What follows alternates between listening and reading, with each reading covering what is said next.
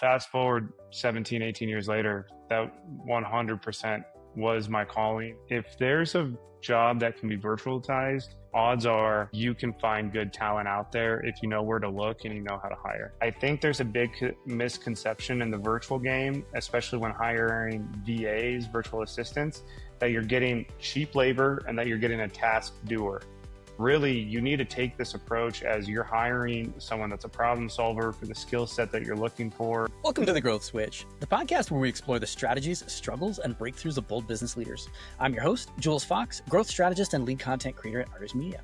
I'm here to uncover how today's top brands are scaling, overcoming challenges, and unlocking sustainable success. Now, for those of you just tuning in, Aries Media helps grow successful brands with comprehensive, hands-on support for sales, business development, and performance marketing. Go ahead and drop growth into the comments if you want to learn how to do that. Today, we are so lucky. We have James Harper on the podcast. He's a serial entrepreneur, sales expert, and the founder of Power Placing.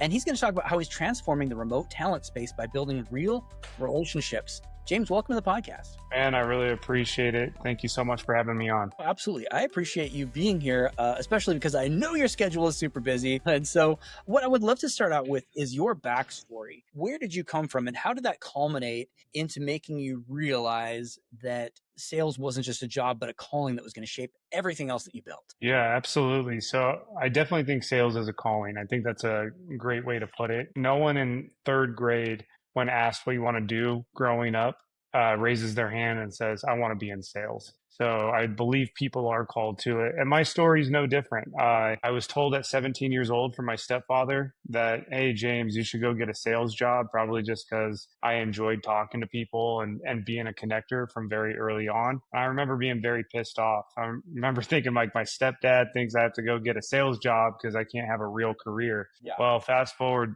17, 18 years later, that 100% was my calling. And, I accidentally got into sales, did shitty door-to-door jobs, selling commercial art in my early young adult teen years. I had some cold calling jobs, but every role I found myself in professionally led me back to connecting and ultimately selling to people. And I believe sales is and will always be a people-driven game.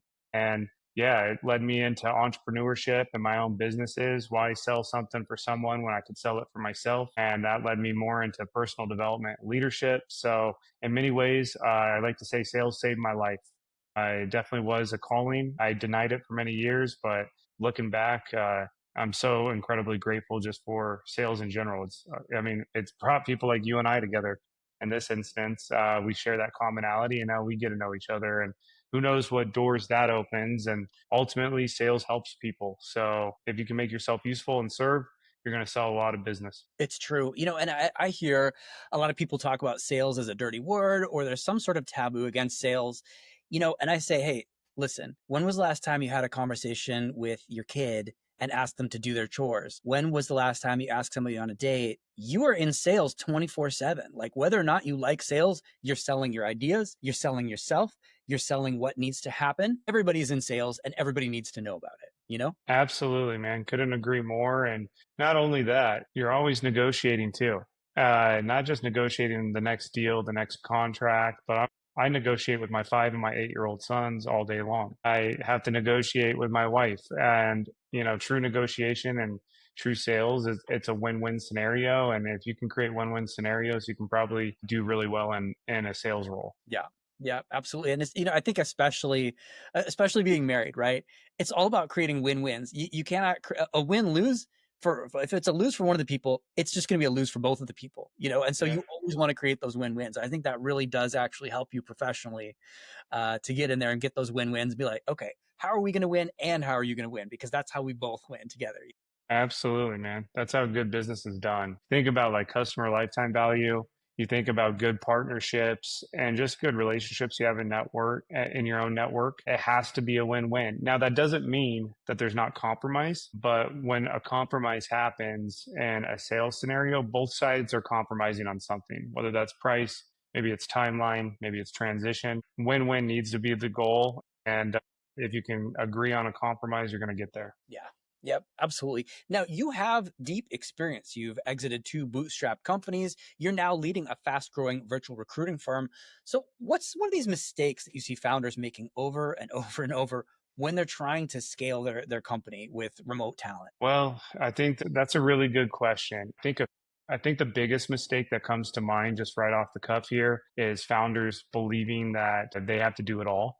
And I really, I'm guilty of this. I'm the poster child of it. That, back in the day, especially with bootstrap companies, you feel like you have to sell the service or the product. You feel like you have to onboard the client. You feel like you have to execute the service or fulfill the product. And then you feel like you have to worry about customer retention, billing, the whole nine yards. And it's because in the early days, you don't have the budget and the funds to build the team. And in my first business that started back in 2013, I didn't know about virtual talent. I didn't know that you could hire someone in Latin America for 40%, 60% the cost. That's just as, if not more talented. I thought, like, I have to have enough, money coming in to actually float a payroll and here in the US. So I think founders get into this do it all mode. And by doing that, it bogs down output. And output and efficiency is critical, especially when you talk about scale. So I look at do what you do best and delegate the rest. And now in today's world, we can do that with really kick ass remote talent. We're big believers in Latin America because the talent down there is time zone aligned, they're culturally aligned, they're bilingual, not just obviously in English, but their first language is Spanish, which translates to a lot of industries. Not saying that you can't find great talent in the Philippines, Pakistan, India, other places, but Mhm. for me personally, Latin America just made the most sense, and it 1000% has been a scale factor for me as a founder and now our own management team. Yeah. Yeah. And, you do talk a lot about like, how do we define these people? Like you said earlier, for a lot of people, they think, oh, I need to hire US talent because this fits my paradigm. But actually, there's people in the same time zone who speak the same language who are going to work just as hard, if not harder, for 40%. But we need to shift that mindset from the virtual assistant, right, to remote professionals because these people are not Yes. virtual assistants. These people are like very capable professionals. So tell me a little bit more what that difference looks like in practice. Yeah, okay, great question. But I'll tell you what it looks like in practice, but I want to educate a different concept first. Great. I love that you said remote professional. I mean, listen, we have US employees stateside, but we work remotely, right? Same thing. It's just like instead of having someone in Dallas while I'm in Denver, for example, I can be in Denver and my customer success manager can be in Managua, Nicaragua. And that's literally a true scenario for us. I think there's a big misconception in the virtual game, especially when hiring VAs, virtual assistants, that you're getting cheap labor and that you're getting a task doer. Really, you need to take this approach as you're hiring someone that's a problem solver for the skill set that you're looking for. Majority of these people are college educated. A lot of them have spent time and lived, even have college degrees from the United States. Another reason why we like Latin America. And then what's that look like in practice? It's just as simple as if you had remote work. A lot of business now can be done online through Zoom, through chat. And it was a really big stepping stone for our business when we started putting our customer success manager, as an example, in front of US facing clients. Let me tell you what happened. I was so nervous. They're going to worry that she's in Nicaragua. They're going to worry that they can't perform the job. She's so dang good because she's a professional, right? And we treat her and train her as such that there was not any gap. And if anything, our customer success elevated because the job was getting done better. And people don't have this weird misconception of like doing business over Zoom anymore after going through the pandemic and all of this. It's just kind of the way of work now. So in practice, I would view it just as if you were hiring a remote employee that's stateside. They're Mhm. just now near shore in Latin America. Yeah. Yeah. Well put. And really it's kind of like breaking past these barriers. Like where did this psychological barrier come from? A lot of times it's a construct, an older construct of like how we used to view work.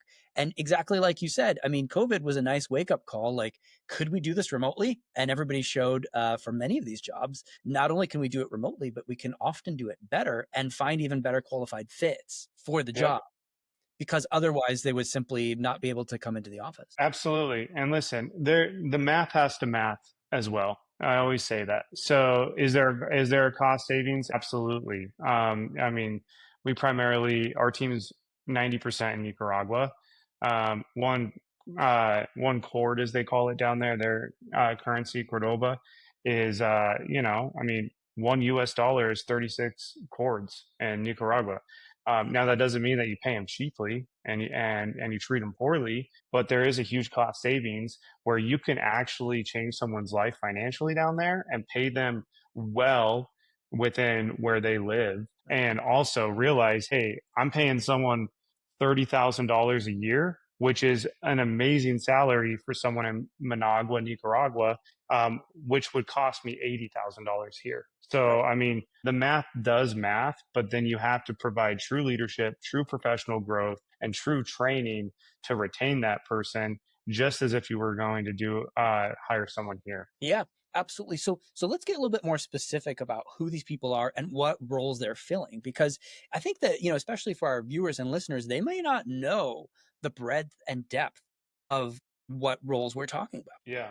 I'm glad you brought that up. So, typical areas that I think just the general public views, what can I outsource internationally? They always think, oh, an appointment setter, lead generation. That's like where, at least, based on my experience, a lot of clients' mind goes to.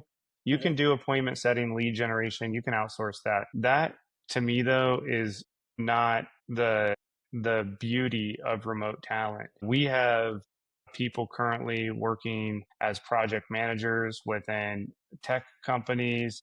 We have some of the most high level recruiters you can imagine working in some of the biggest facility service companies in the United States that are literally not just running Indeed campaigns and viewing resumes all day. They're doing the initial interview, the follow up interview, coordinating that with the actual on site hiring manager, sending doing background checks, and then onboarding those new employees to actually have the proper week one onboarding that company needs. So it's very high level recruiting, some amazing bookkeepers and just financial talent. I wouldn't go as far as to say that they're CPAs and CF, Mhm.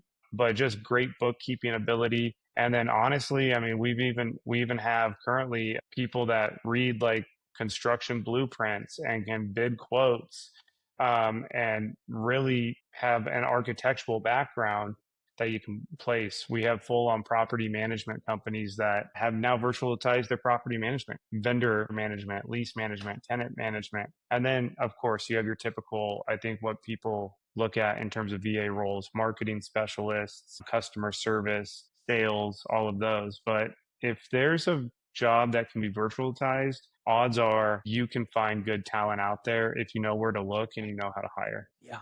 Yeah, and I think that that's a really nice thing for people to realize. So, some of this is actually just getting your message out there. You run your own podcast, the Profitable Cleaner podcast, Yep, that's right. and there's going to be links for these things right down below in the show notes. Yeah. So, you also run these major events. You've built a real media and training platform. So, how is that content and building that community played into your business growth strategy? Been huge. And honestly, it's been accidental. So 4 years ago, we primarily at that time, our clients were in janitorial and facility services. And we wanted to learn the industry more. So we wanted to talk to industry experts. So we started a podcast on Zoom and it blew up.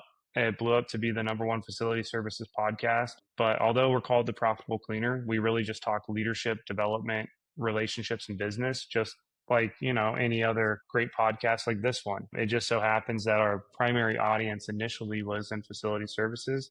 Mhm. But what did that do? To answer that question, it opened up doors. Again, it gave us a platform and it gave us the ability to make new connections that allowed us not just to learn more about the industry and even sell more, it allowed us to really learn what great companies do from a leadership perspective, from an employee retention perspective. And, of course, we always ask ourselves, how can our services fit within that? But the network of just podcasting has been awesome to us.